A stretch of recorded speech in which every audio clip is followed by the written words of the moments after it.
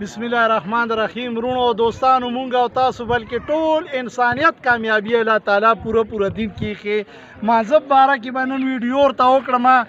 چې نبی علیه الصلاۃ والسلام حدیث شریف مفهوم دی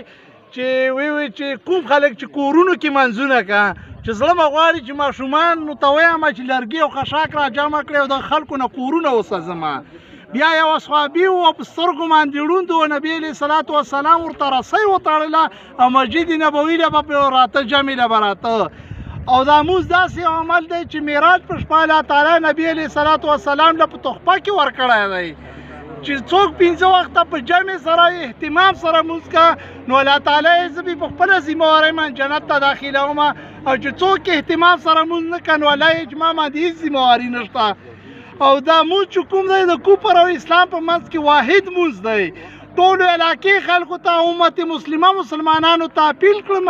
چې جمع منځونه کړئ. پیجي جومات له مکرم جومات له فضلالله جومات له ځئ که نه په حجرو کې جمع اهتمام کړئ. ګوره ځان له مونځ سره لیشي نه دریو امامانو لیکلي دي چې ځان له مونځ سره لیشي نه زموږ